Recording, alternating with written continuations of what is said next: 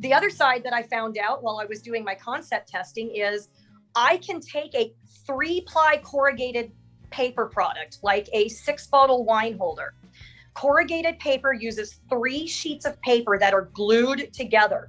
That's a lot of paper that's used just for that one piece of product.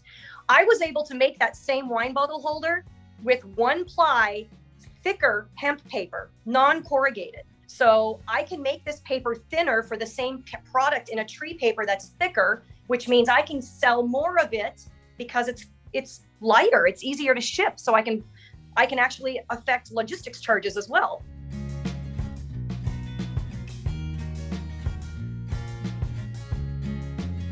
So welcome to the iHemp Hour. My name is Dave Craybill. I'm with iHemp Michigan. iHemp Michigan's mission is to educate, inform, and promote the research, development, and cultivation of industrial hemp in Michigan. iHemp Michigan advocates for wellness and people and the planet through hemp, and it begins with the farmer. Please support our advocacy and join iHemp Michigan. Business members receive a free listing in our business directory, which is actively searched by thousands of visitors. Isn't that cool, Mike Brennan? Wow, what a value, Dave Craybill. Yes. So anybody that doesn't do that's crazy, right? So speaking of crazy, this is my segment. So, you're up, man. Yes, I'm up. So interesting news. It's come back. I don't know if it's the same MORE Act as before. I really haven't had a chance to go through all the particulars, but Chuck Schumer on Wednesday unveiled the draft Comprehensive Marijuana Reform Bill, which would remove it from Controlled Substances Act, essentially legalizing it. But again, I haven't had a chance to really plow through all the other particulars of the bill. And as Erica mentioned, politics are tough, particularly with Mitch there, who doesn't like to have things in Democrats win anything, so whether that goes any further, who knows? But next year's an election year. All bets are off during election years. The other thing we had on my show yesterday on 420 Post, there's a bit of a controversy in the caregiver space. There's a 79-year-old woman in Ypsilanti Township who's been growing, I think since 2010 or so, medical marijuana for her patients. And essentially, they're folks in the leaders in Ypsilanti Township are trying to drive her out of business. They don't want her to do it. And so she has 55 plants now in her basement, and but they want her to narrow it down to 12, which is illegal for the adult use here in Michigan. And so she was at the hearing yesterday, and it's been postponed now. There was no ruling. There's still, the judge asked for more information, things like that. So I know we have a lot of caregivers out there in this space.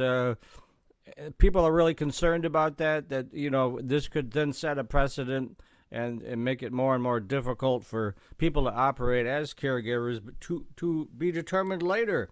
Then also we got some great news. The sales for June were about $149 million adult use cannabis, which was about the same as in May. But we're on track right now to do around $1.8 billion in sales this year if these numbers hold up. But you just don't know. I mean, it's the summertime. But I tend to think the fall will be pretty strong. There's a lot more provisioning centers opening. There's a lot of things going on. So I ran into Andrew Brisboe at the cannabis conference on Tuesday in Mount Pleasant, and we chatted about it a little bit. He's pretty optimistic about it. He's the MRA director. So at least on the adult use side, we folks on the THC side, things are looking pretty good right now. Just some issues with the caregivers, but we'll get that sorted out and move forward from there. So back to you, Dave. Blain, you want me to touch on that bill now or wait? Dave, let's do it now. Okay, so as members of the U.S. Hemp Roundtable, it's so vital and helpful. Jonathan Miller, they're on it, and he went through and had some key points that I thought were good. So it does provide a path for CBD as a dietary supplement, but it does not provide a path for use as a food or beverage additive. So, we've got some good and some bad. It only protects CBD, not other hemp extracts, is a comment he made. They're so focused on the CBD thing, it's crazy. And they're and this requirement, I don't really understand this, might be more for you, Blain, require all manufacturers to submit a new dietary ingredient notification, NDIS, instead of allowing for full panoply of reporting options for dietary supplements. So it just sounds like regulation, cost, expense. Big guys get to play, little guys can't play. I mean, Where have we heard that before, right? The FDA's all over this thing. It's a problem. So, and they're going to set serving limits, which, I mean, I've had to scale back, but I have my own little secret sauce here. And I went through surgery last week with 0 opioids. I think this is something that needs to be available for people.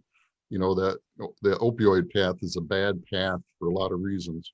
I keep asking why are we not talking about non-regulation of the alcohol industry like they're talking about regulating our industry of dose sizes and things and strength of strains and things like that. Like, if we're not talking about regulating adults in dosing themselves for prescription pills, alcohol, why are we talking about it with this plant? It is so backwards to me.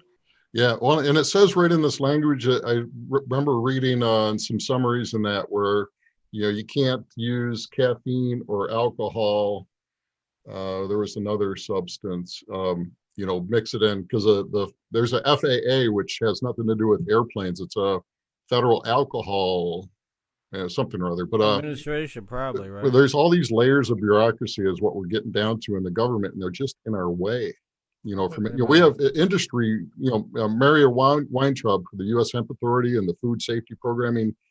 We have good industry paths to find, to create that good regulation and provide good, healthy products for people. So it's a step in the right direction. I'm glad that they're talking about it. Sure. WJR called and interviewed me this morning. It's good to, the press is paying attention because it gets that word out there to more people.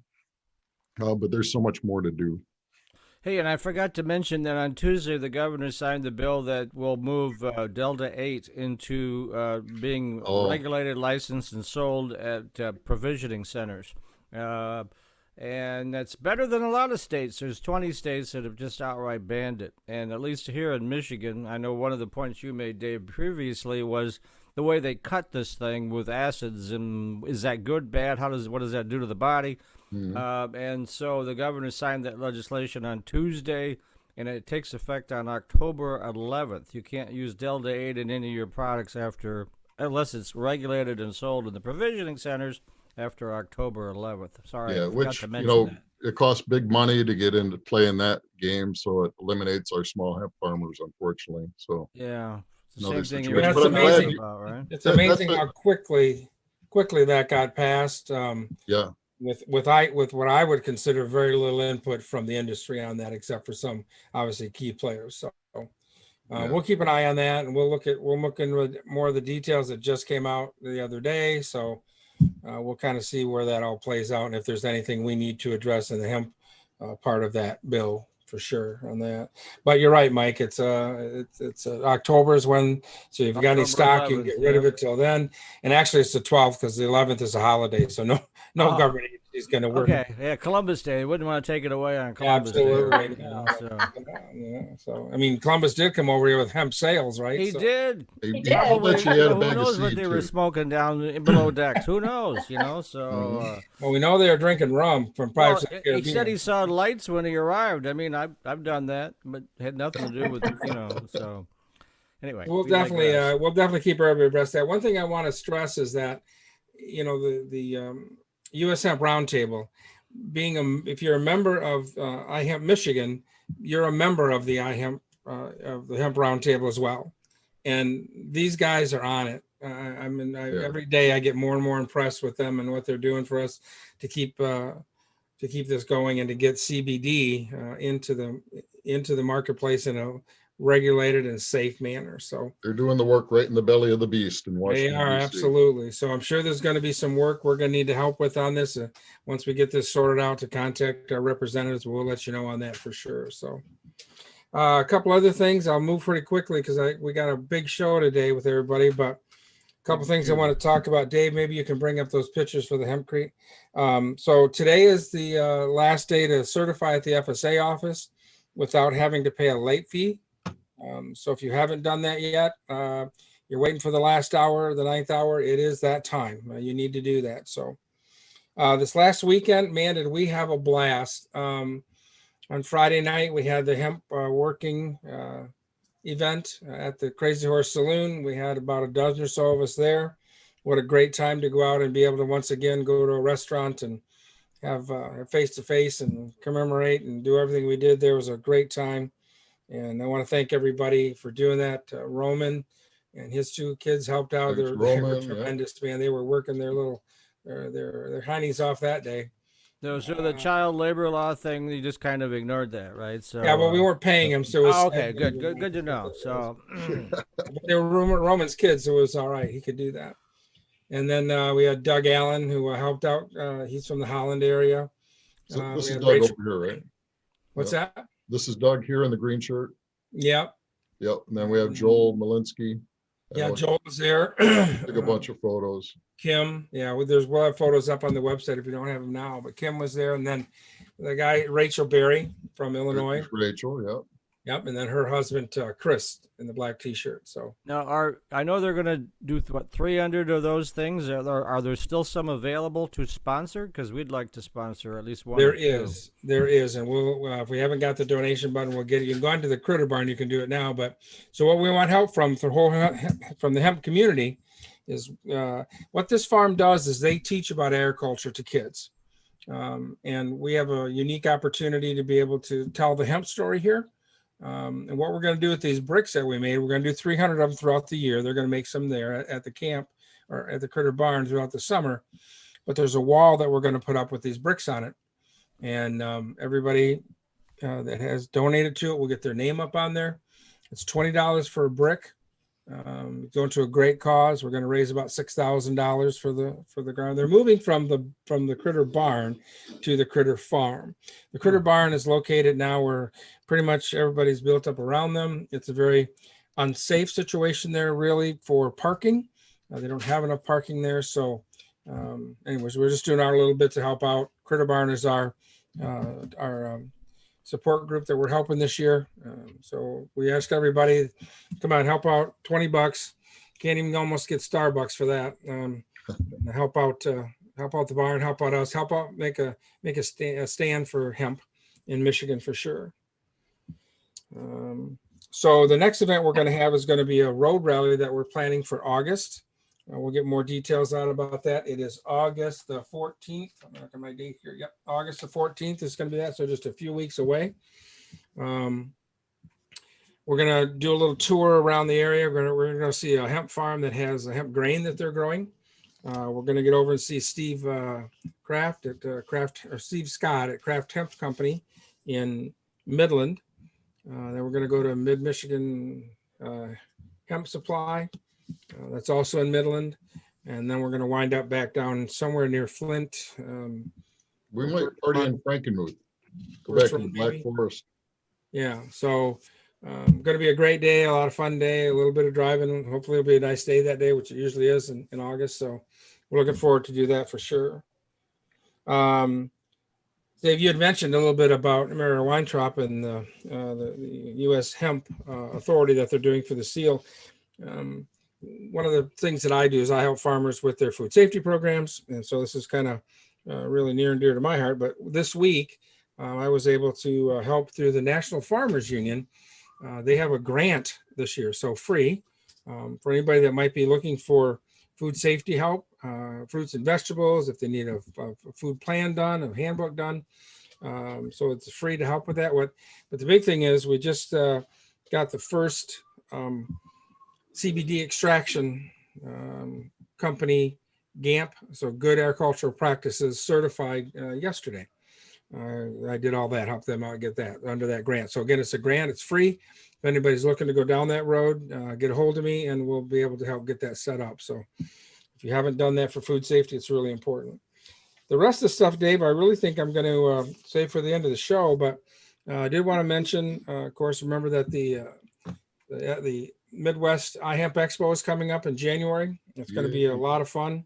We're going to have the second annual Hempies Award. So if anybody's making any hemp products in the hemp industry, there's going to be a lot of different categories. Make sure you look at that. A great way to get your name out about your product and have some people vote on it and maybe win a cool award. So we'll see how that goes. So we're also going to be planning a trip down to the Southern Hemp Expo down in Raleigh, North Carolina.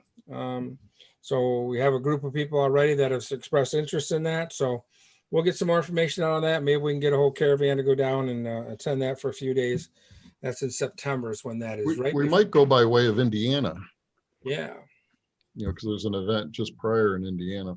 Yep. So anyway, so I'm going to hold off the rest, Dave, till later because we've got way too much stuff to be talking about here for me to be going rambling on here. So first one we're going to have up is James Dedector. He's with MSU Extension, and he's going to talk about the hemp database. Your sign up for that is tomorrow. So James, tell us all about that.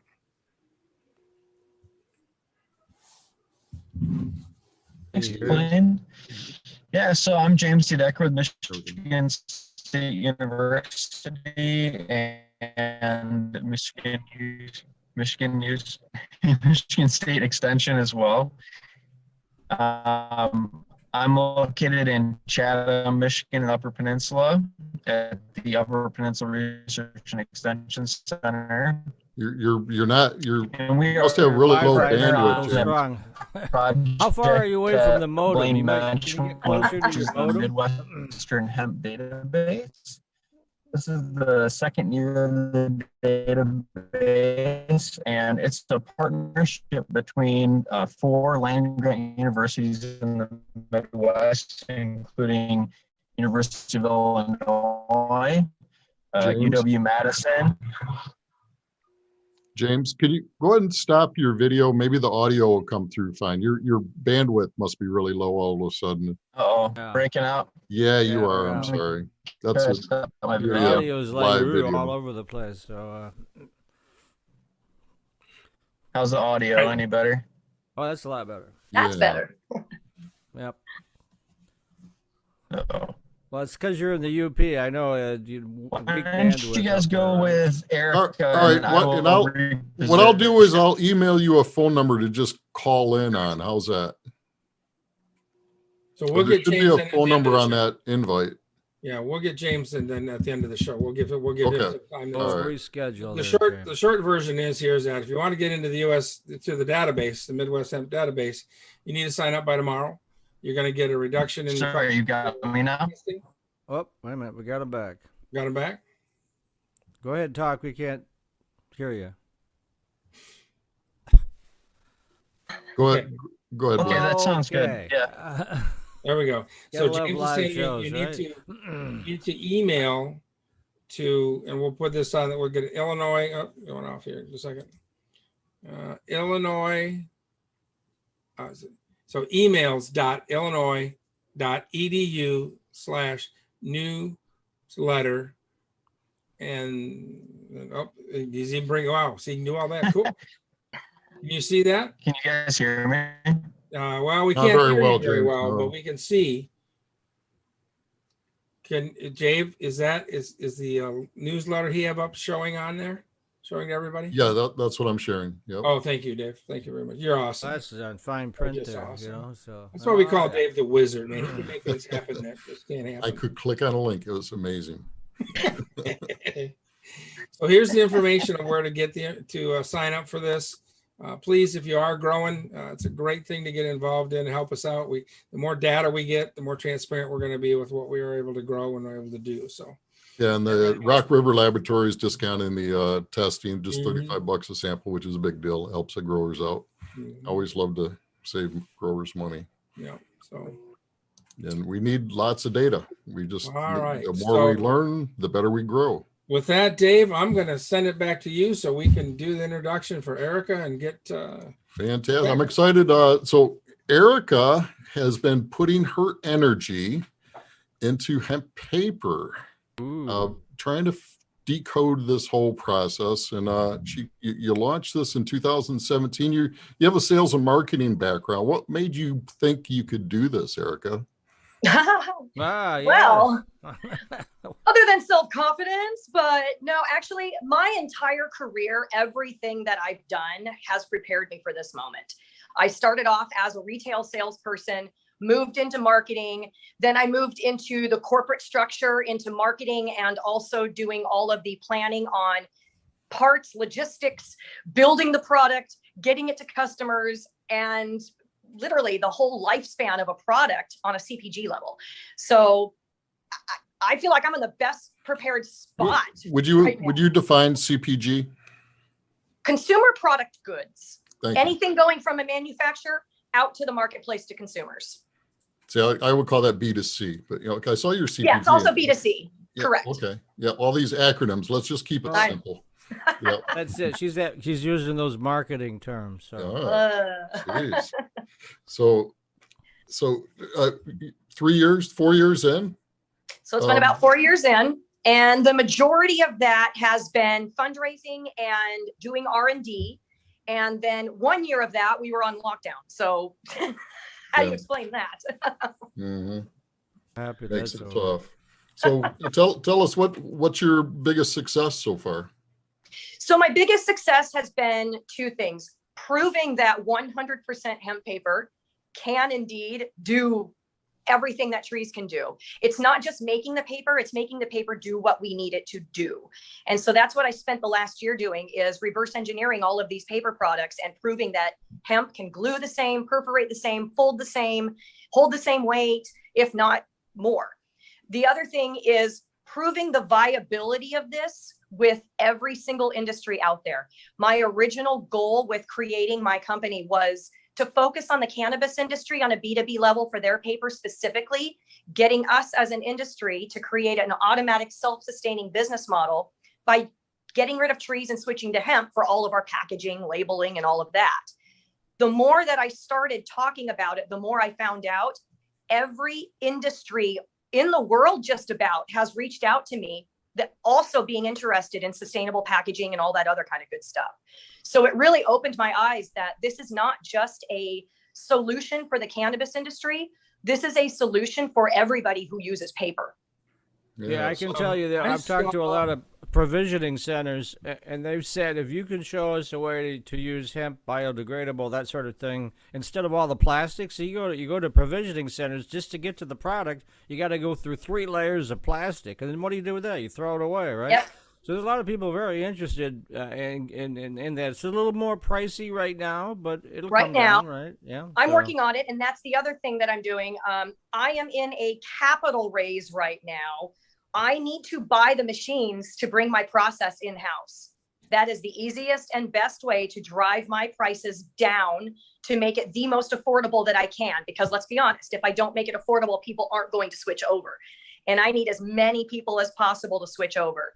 So I'm now trying to raise the money to go buy the machines I need to not only process the hemp myself, but also process it for whoever else needs processed hemp. If you want to use this stock and make anything out of it, you have to have it processed, whether it's animal bedding, textiles, plastics, anything. So I can now be one of the few resources. I mean, in the next 3 to 5 years, we're not going to have that many processors up and running yet, only a handful. So I would like to be one of those. And you're in the California? Other thing is, what was that? You're in California? I live in California, period. I don't do anything for my company in California. I wanted to live at the beach. California is really focused on cannabis right now. They are not very hemp friendly. Mm-hmm. And until they start showing that they're interested in this side of the market, I'm not interested in doing any business here in California. Gosh, we could just find a really nice Midwestern state where they had manufacturing expertise and a lot of hemp. Wow, yes! what a deal that would be. I'm thinking Michigan, so. Absolutely. Well, the other thing that bringing my processing part of this in-house, it allows me to take the product directly from the farmer. I don't have to deal with a middleman. I can work out pricing directly with the farmer, take their material and process it immediately and shoot it out to wherever it needs to go, whether it's for my paper or for whatever other resources. So to me, it also helps that partnership with the farming community to give them a guaranteed buyer, because I need it. is if you grow what I need, I'm going to buy it from you. So that can help support them. Mm-hmm. But also, I've now formed a partnership with an indigenous tribe who has 7 states and up to 1 million acres of land that I'm now talking to them about. Let's see what we can do to hire your workers. I'll put my machines on your sovereign land in your building. I know there's some tribes up in Michigan as well. I would love to work with them, as many marginalized communities as possible, because this plant honestly has the ability to help an entire economy for an entire community. It really does.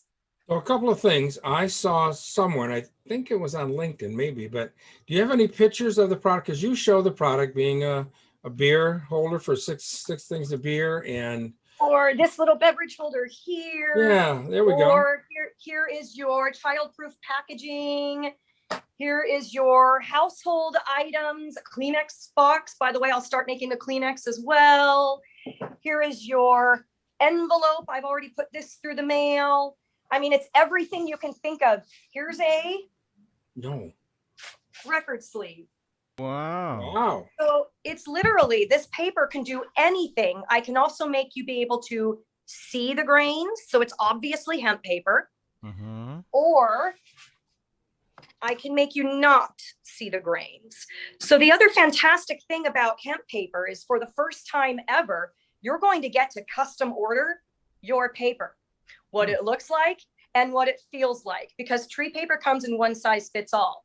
Now you can tell me, do you want to see the grains? Do you want it to be smooth or unfinished so people can feel it? Do you want it to look as much like tree paper as possible so nobody can really tell? Let me know, and that's what we're going to make for you. Can you do the pre-roll packaging, or they have those little tubes you put the pre-rolls in, and then the other things that are really big is they do a 4-gram and an 8-gram jar that you put stuff in. And I just bought some at the provisioning center, and just for sampling only. You know, it's like it was plastic, and I'm thinking we can do better than this, right? So. Yes, that is the other initiative I'm on, is not just to turn tree paper into hemp paper. It's how many other things can we replace with this? How many plastic materials can we replace with this? How many glass jars can we turn into paper? The other side that I found out while I was doing my concept testing is I can take a 3-ply corrugated paper product, like a 6-bottle wine holder. Corrugated paper uses 3 sheets of paper that are glued together. That's a lot of paper that's used just for that one piece of product. I was able to make that same wine bottle holder with 1-ply, thicker hemp paper, non-corrugated. So that's another side of this, is how many different manufacturing processes and products that are already out there can we change, eliminate, or switch over to paper. Paper is also lighter in weight. So I can make this paper thinner for the same product in a tree paper that's thicker, which means I can sell more of it because it's lighter, it's easier to ship. So I can actually affect logistics charges as well with this stuff. So there's a lot of different places that this can touch a P&L in a company. And when you throw it away, how long is it? For instance, if somebody puts it in a landfill, you're talking 12 to 18 months for it to degrade, or more or less? Do you have any idea on that? No, so I think that's one of the things that we have to do a lot more research on as well, because I'm doing several things to kind of help understand what that process is. Yes, it's going to biodegrade. It's just a natural product that's going to go back into the earth. What that timing is, I've seen anywhere from 2 years to 5 years, depending on whatever. Mm-hmm. What I'm working with is biochemists, where we can add an enzyme into the pulp so that when that paper hits the ground and starts reacting with the minerals and things that are in the soil, it starts a chain reaction and starts that breakdown process quicker. That's a win-win. Erica, I'm curious, you don't, before this, you didn't manufacture paper. So you don't have a paper, you're not pulping, you weren't producing paper. So you had to knock on somebody's door and say, hey, I have this idea, right? So how'd that first conversation go with that first paper manufacturer? It wasn't a paper manufacturer I talked to first. my first notion was to stay as far away from paper manufacturers as possible, because big paper manufacturers are one of the main reasons why hemp was prohibited, because of Rockefeller, Hearst, and DuPont. They make paper, textiles, and plastic. So paper company wants to eat tiny e and shove it under the dirt. So I found the guy who made the first ever 100% hemp blunt wraps and rolling papers for the industry, and found the guy that was white labeling at the very beginning for everybody else who wanted hemp rolling papers. His name is Blair Lewis, and he owns a company called Canna Wraps and Crop Kings. And he is my product developer. He knows paper, hemp paper. He hand makes samples in his garage in Pasadena. I live in Long Beach, so it's close enough to me where we can go have face-to-face conversations. And I got to be a part of the entire R&D process with him. So with his help, we came up with the 100% hemp regular paper formula. I didn't go with any other paper manufacturer. I just used him. So what about your production capabilities? You know, so if you can decorticate, you're working on the decortication side. What about scaling? Can he scale, you know, to make? Scaling is what I'm trying to raise capital for. That's what the scaling level for me right now is, bringing those machines into my own barn and processing for myself. Right now, because of the lack of supply chain and infrastructure for this industry, and because we still don't have as many industrial hemp farmers out there as are needed to supply for the raw material, I'm now getting my paper that is already cleaned and processed from Europe. I don't want to do that anymore. I can't. That is cannibalizing our own market and our own farmers and our own processors. And I don't want to pay that logistics fee, first of all. I mean, shipping things over the water, but yeah, I am a huge proponent of, we need to get this US hemp market off the ground, and we need to stop utilizing hemp from anywhere outside of the country. And so that's what I'm really doing this for, is so that I can bring all of this over to the States. So when you're working with the fiber, hang on just a second, Stella. My dog. They wanted to contribute to the things at story, home. you know? That's right. So are you looking at the fiber, or are you looking at the herd to do the paper? Good question. So I use a little bit of herd and a lot of bast. I'm on a certain ratio, but the really good part about that is it's the perfect place for synergistic partnerships. The majority of the herd that I don't want is what animal bedding is made out of. So do you have can you use a variety of different, what I want to say, a variety of varieties? Are you looking for the long, tall fiber stuff, or can you use the fiber from CBD plants, which is shorter? And so what have you found? I can use it all. I can use it all, because I'm going to chop it up and beat it down anyway.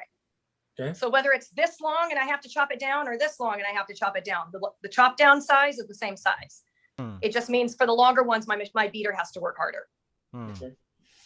Yep. We had a guest on the show that was doing hemp textiles, and she said, I think, correct me if I'm wrong, Blain, she needed like 4.5-inch length fiber, that sort of thing, Yeah. wasn't it? Because for the textiles, you have to do something called cottonizing to make it fluffy and make it that textile fabricy type of softness.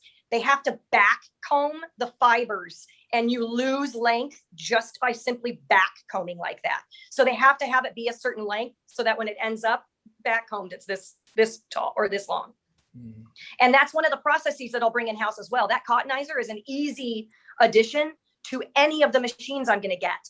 Oh, wow. About 2/3 of the processing of the hemp stock is exactly the same, no matter what direction that stock is going, whether it's hempcrete, textiles, bedding, paper. So I can supply processed material for the entire industry, depending on the machines that I have in there. And then I just keep going with that process for my own paper, and then sell that stuff to everybody else who needs it. But that's the wonderful thing about this. Two things is we are going to have partnerships in this industry, because again, no matter what that end product is, if it's made out of the hemp stock, we are all fighting for the same raw material. We all need the same processing. So let's not fight for all of that. Let's work together and really make this take off.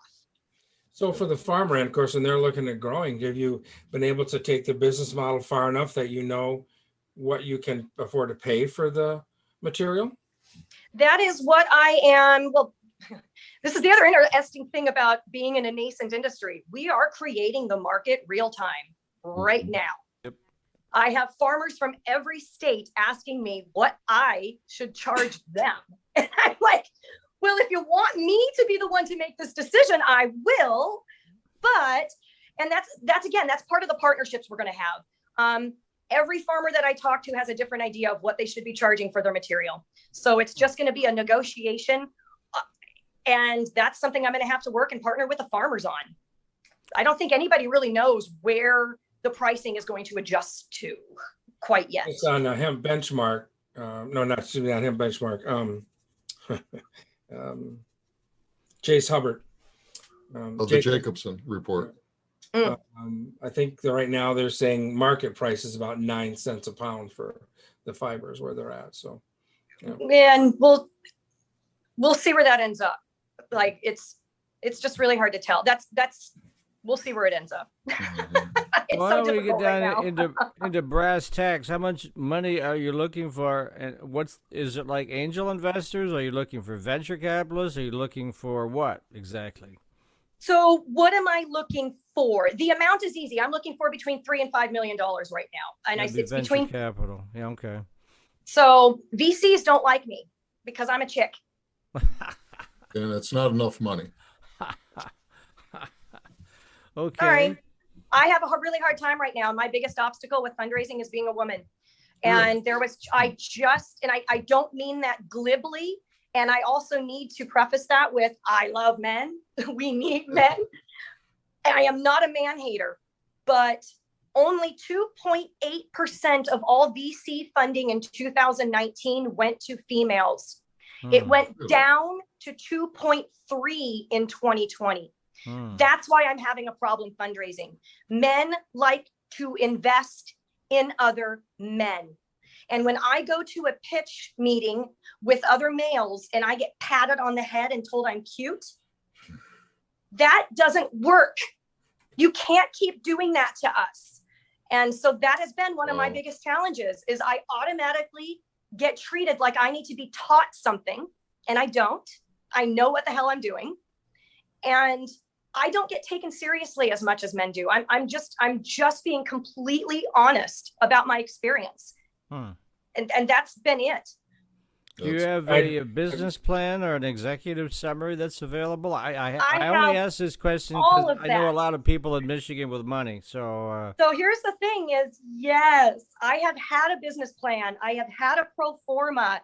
I had LOIs because for a while, all the investors were telling me I needed LOIs. Then they told me LOIs weren't anything and I needed actual POs. So now I have POs. I have sales for revenue already showing that I can sell this product. And I have even more POs for product that I can't yet make that they're willing to pay half up front for right now. So I have a lot of things already made. I have R&D made. I'm already selling product. Yeah, it's called proof of concept. You're already there, you know. I've got it. And that's the most baffling thing to me is I have been able to do and provide everything I have been asked for by every single interested group. And still I can't get the yes for whatever reason that is. And it's hard. And I even saw last week another announcement, a male cannabis company. They did a crowd raising fund and they actually got $1.2 million more than they were asking for. And they were only asking for 2.7. And I'm being told that 3 to 5 is not enough. I don't believe that because that's not what men are being told. Do you have a website? Yes. tinypaper.com. And that's where you can buy business cards right now. I need to update and refresh my website. I just can't pay for it yet. Well, we can help you with all those areas. Tinypaper.com. tinypaper.com. If you agree to move to Michigan, no, I'm just kidding. So, yeah, that's good. I'm sure Blain and Dave would work with you if you wanted to set up some kind of operation in Michigan, right, guys? I would love to. Michigan's really, really lovely for any type of manufacturing because it's easy to logistically move things around with rail or boats. And I'm very into auto Michigan. industry, right? You know, Well, Yeah, there's I a love lot it, going love on in the UP. There's an Indian tribe up there. I'm not sure the name of the tribe, but up in Marquette, there's big investments going on. I would have you love talked to Bob that. Moore? Mike's Bob Moore requires things I need money to get. He requires me to already have $100,000 in revenue. I don't. I've got a few $1,000s. Mhm. well, but I mean, I've been involved with the venture capital community, angel community in Michigan for 25 years. So I know a lot of the players. There are some that specialize in ag. Most of them are more manufacturing technology kind of focused, but you fall into all these categories. So Yeah, I'm just and the saying, best I can make no guarantees other than if you put an executive summary on your website, then I can guide them to that, take a look at it, kind of thing. I can try to make that update. I can try to make that update. Right now, it's really hard for me to do any changes to my website for free. So I can try to get that to you. But here's the other thing too, is the type of investors that are the best investors for me are investors that want skin in the game because they may have some synergistic value. So I would love to talk to somebody in the Michigan area that is interested in that manufacturing side or whatever that may be.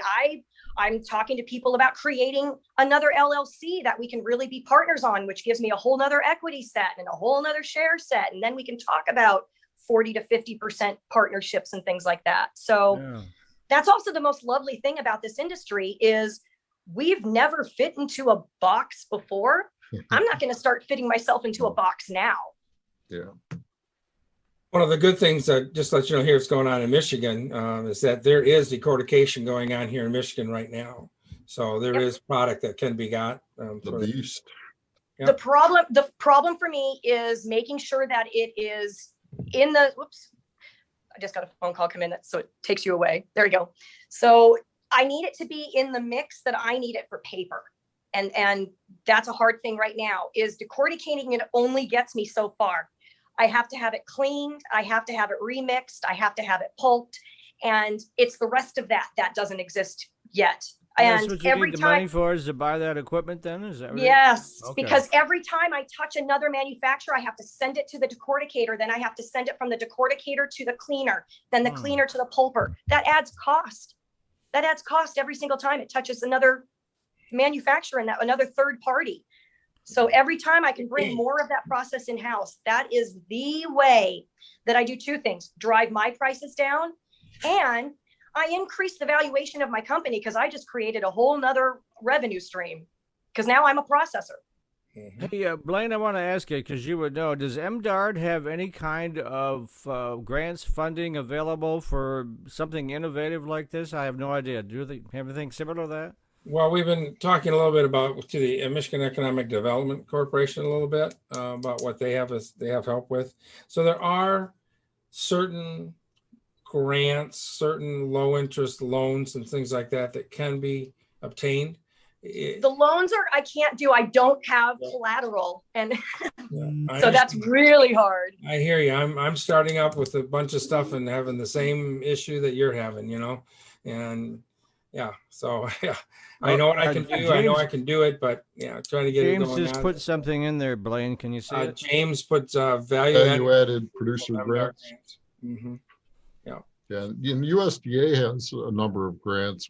I looked at doing that for the Frisbee project, but I just hate paperwork. So, yeah, I looked at them as well. It was a lengthy process to go through. At the time, I did not have the time to do it. And then all the USDA one was up in April. By the time I found out about it, I only had a week. Yeah. Now the good thing about that is now we've all, we know it's coming, right? This is a cycle that they do every year. They'll have more grants available. So the good thing about it, because I missed that deadline as well, but I'm getting prepared to be able to have that go in there for sure. So let's see. And James, I know I'm going to do this. I am not turning back. I will not give this up. I believe in this so much. I just need one person to believe in me, and I know they're out there somewhere. Well, again, it all starts with for investors. They want to look at your business plan, at least the executive summary part. So if you can update that, I can help circulate that for you. Okay. No guarantees, but I mean, I have a lot of people I can show it to. That would be great. Can you see the link that James put in the panelist? Yeah, I clicked on it, and it's the Value Added and Regional Food Systems Grant, agricultural processing. Of course, it's closed currently, but. Well, the new fiscal year starts October 1. Do they start a new one then? Is that right? We'll have to do a little more research on it, Mike. I don't know. I don't know when it opened. Let's see. The other problem that I found is a lot of these grants were funding for the farmer on the farmer side a lot, on the ag side. And so I didn't qualify for quite a few of the grants that I was looking for, for whatever reason.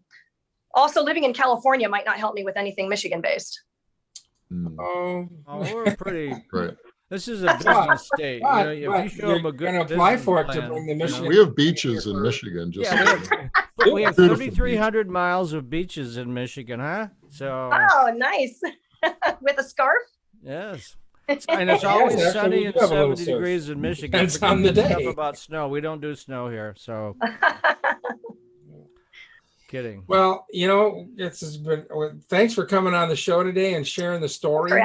I was really excited when I saw how you could make them into the carrier thing for the beer and the wine and all that. So, I'm learning every day. I really am. So, anything trees can do, hemp can do better. Yeah, there we go. Love that. That's a great tagline. I like that. Yeah, write that down, Blain. So we'll steal that from you. All right, so we've got how to get a hold of you. We know how to do that. Any last minute pitch you want to put in there for us before we move to the other part of the show? I just want to say thank you. The more that I get to talk about my mission with hemp and what hemp can do, the further we get on all of our goals with this plant. So thank you for this opportunity. I really appreciate it. Well, we look forward to meeting you in person sometime for sure. So January, you need to come to the iHemp Expo in January. Yeah. It's on my books. Absolutely. Excellent. I'm selling for you there, Dave. Thank you. Tiny paper is where you tiny. No. What? Tiny paper. Tiny E. I am Tiny E. Yeah. Oh, of course. That's what I was trying to say. I was wondering what that was, So Tiny E was a nickname my dad gave me as a little girl. And my father passed away 4 years ago, right before I started my company. And it's an homage to him. Oh, okay, Very good. cool. Very cool. We love to hear those stories. Yeah. Yeah. All right. Well, again, thank you. We'll look forward to meeting you in person at some point in time, and maybe come join us in January. Yeah. We can guarantee you 68 degrees indoor temperature that day. Everybody wants to be in okay. Lansing in January. That's right. I used to live in New York. I have scarves and jackets. Oh, okay. okay. You know how that works then. There we go. That's good. So. All right. So I want to give a shout out to Ackley Farms. Went down there to their you want to stick around, Erica, by the way. There's some good stuff at the end of the show, but go ahead. Sorry, I'm sticking around. I'm not going anywhere. All right, okay, good. The fun part's coming. That's right. The fun part is coming. So again, Ackley Farms, they have opened up a new farm stand and had a nice little event on Saturday. So Saturday was a twofer for events going on within the iHemp Michigan community. So if any of you are around by the Three Oaks area, the address for the farm stand is 17009 Flynn Road. They're going to carry a bunch of products down there. What's interesting is they're coming out with the new seltzer that they're coming out with, different flavors, mango, black cherry, a couple other ones they have there too. So they're going to be carrying a salsa brand, and it's pretty good stuff. I'm not a great big salsa person, but it was pretty good. But he's also looking for comments. So if you get any of it, make sure you comment on what you like or don't like of it. So that was fun. We're going to get some pictures put up. They are carving. This is a really cool thing. They had a tree that went down in front of this farmhouse, and they are having a chainsaw carving and doing it like the Statue of Liberty with the hemp crown on it. So we'll get some pictures of that throughout the year as that comes along. So that'll be fun to see them develop that. Let's see what else we got coming up. Some dates here coming up. Also, we had a really nice interview with Marguerite Bolt She was there, and so I believe we have that on Facebook or somewhere on there if you want to see that that interview. It's really nice. Let's see, what do we got? August 5th is the Kentucky Hemp Association Annual Conference. August 10th and 11th is the Agribusiness Council of Indiana Conference. August 30th is the Midwest Hemp Council Fiber Field Day and a Forum. And then, of course, September 2nd and 4th is the Southern Hemp Expo. And then we're going to be involved. This is really big news here.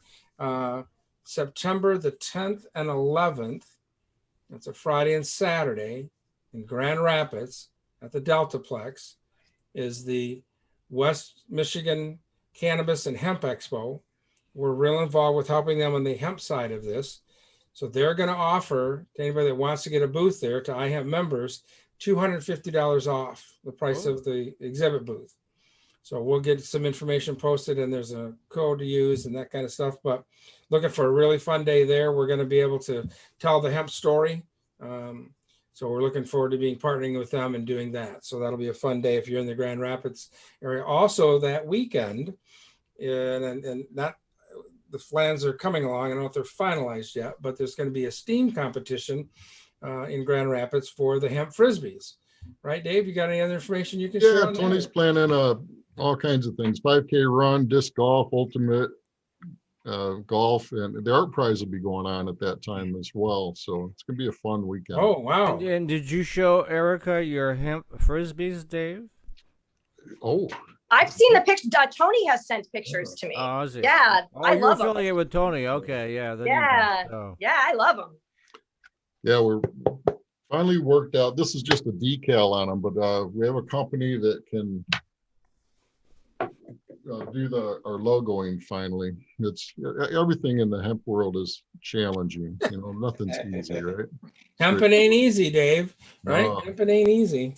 So thank you for everyone's patience. I'm going to be shipping some frisbees soon. And here's another fun event for, and we'll probably be attending this one as well. This is going to be the Illinois Hemp Grower Association third year anniversary celebration and disc golf tournament. It's going to be Saturday, September 25 from 10 a.m. to 4 p.m. at the Chapel Hill Golf Course and Event Center in Princeton, Illinois. So that's also, that weekend is also the 6th annual Cannabis Law Conference at Soaring Eagle Casino. Oh, wow. We are really. They invited me to come talk. Can you believe it? Dave's going to be one of the experts. All right. Free room at the casino. I'm there. Nice.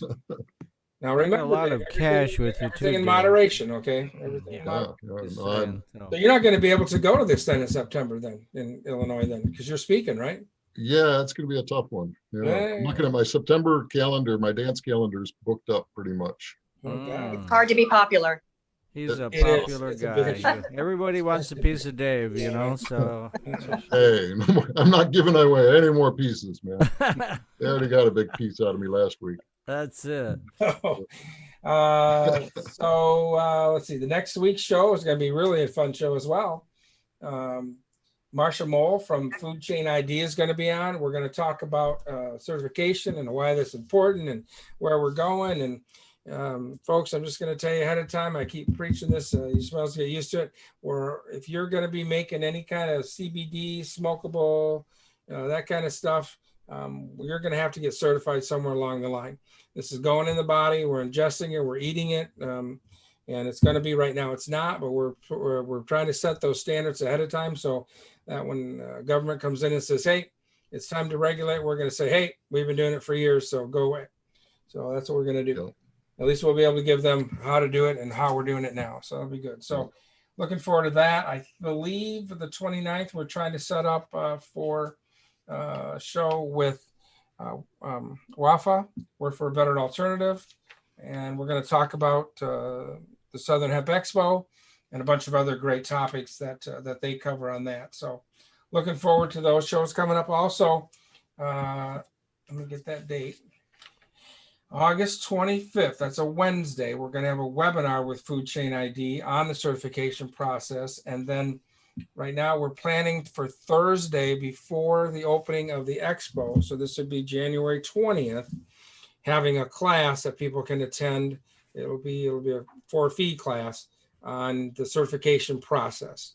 So if you're a processor, grower, or whatever, I would suggest that you think about maybe attending that show so you can get set up and understand what it's going to take to get certified as we move forward. So anybody else got anything good for the cause before? Well, James appears to be hanging on to the dashboard. Did you want to bring him in or not? James? Yeah, it looks like he's on the dashboard. There he is. All right, let's see if James, you want to give us how's the connection here? Oh, Much good. better. Much better. Much better. All right. I drove out to the beach. We got good We have a beach. Oh, good sweet. Hey, see, Erica, that's part of the beaches that we do Hey, here. the beach so, fixes That's in everything. the UP. you know. yeah, including technology. Well, thanks guys. Apologize for the bad connection earlier, but just wanted to put in a quick plug for the Midwestern Hemp Database. The database is a collaboration of 4 land-grant universities here in the Midwest, as well as our private lab partners, Rock River Lab and ACT Labs. This is the second year of the database, and tomorrow's the last day to sign up. So what is it and why would you want to participate? Well, the database is the largest known data set that I'm aware of in the US of both research-based and grower-generated data on CBD hemp performance. So if you're interested in what's available, what we're generating, go to the database website through University of Illinois Extension, check out the data from last year. Our group of researchers and lab partners were developing the criteria that really sets the standard for CBD variety performance in our part of the country. And you can see the criteria that we developed there in the report from last year. And we're putting together a list on an annual basis of what we call good potential varieties. And these are CBD varieties that are meeting these parameters in terms of yield, CBD concentration, THC concentration, et cetera, that are really suited well for production here in the Midwest states and the upper Midwest in particular. So we're looking for private hemp growers in the Midwest to participate by collecting data on their hemp crop and submitting flower samples to our lab partners. And that helps build the database. And it also benefits the growers because you get discounted cannabinoid analysis for a price of $35. You can get your crop tested and profiled at one of our lab partners. So there's a benefit there in the cost of analysis, but really what you're doing is serving the common good and helping build the industry by putting together this database that's publicly available for anyone to search and look at how these varieties performed in the past and what might be best suited for your farm. So please check out the database website. I can throw that link up again if you're interested. You can learn more about it, look at the report from last year, and see if you might want to participate in the project this year. So thanks for the time, guys. Sorry again for the bad connection earlier. Yeah, that's right. So they're going to get both their CBD and THC content on that test? Yes, yep, CBD and THC back from the lab. And it's a nice way to, I think, save money on those pre-regulatory samples. So if you're looking at kind of timing harvest or watching your crop develop and seeing how those levels evolve through the season as you approach harvest, that's a nice way to do that. If you're in Michigan, you still have to call up MDARD and schedule your state sampling and analysis for the regulatory portion. But if you're doing extra sampling for timing harvest and checking on quality, it's a nice resource for that. And, you know, a shout out to our partners, Rock River and ACT Lab, University of Illinois Extension, UW, Purdue, Michael Fields Institute, and also all of the seed companies that contribute to our research by providing their genetics that go into our trials at the universities that we can then include the results of those trials in the database. So all of our seed partners this year as well to many companies that participate by providing us those genetics. Well, James, thank you very much. Next year. I'm glad you could jump in and get in and give us more details on that. Also want to thank you for all the work you guys are doing. I know that your hands were tied at the beginning of all this to really be able to do much, but you guys have really picked up speed very quickly on this, and we appreciate all that work that you're doing. We're also really looking forward. James does a great presentation. He's going to be one of our speakers at the Midwest iHemp Expo in January, and he'll be giving us all of the update from all the research they've been doing. And I know Marguerite's excited. I talked with her, James. She's going to come play. So we'll have to talk more and get all that figured out. But we look forward to your participation in January. Yeah, and big shout out and thanks to all of you at iHemp. You guys have been the go-to resource from the beginning for this industry. And when we at the universities have something to get out to the growers and the industry, we reach out to you. So thank you for the iHemp Hour and the conference. We're looking forward to another great conference this January. Fantastic. All right, thanks. All right, are we ready? Anything We're else ready. that we got? Time for the Okay, Hemper. here it Okay, comes. here we go. You know, I got to get some theme music, don't I? Yeah, you know, like walk-up Rocky? music, Work on you that, know, maybe so, make it better. Dun, dun, dun, dun, dun, dun, dun. Oh, Yeah. no, that's fine. All right, so this week we have this is Erica, I like to do very simple, quick things with my recipes. Oh, I should be sharing, shouldn't I? And so, this is a vegan hemp queso recipe. Dave, you got it to bring up? I got it. Ooh, Well, see, that'd we're fly getting well better. in California if it's We're getting vegan, right? pictures You of it, know, so- so Yep. ooh. So this is pretty simple, pretty easy. This makes about 4 servings with this. You need a half a cup of raw hemp hearts, 1 tablespoon of lemon juice, a half a tablespoon of nutritional yeast, a quarter tablespoon of salt, 1 to 2 tablespoons of water, and a half a cup of salsa.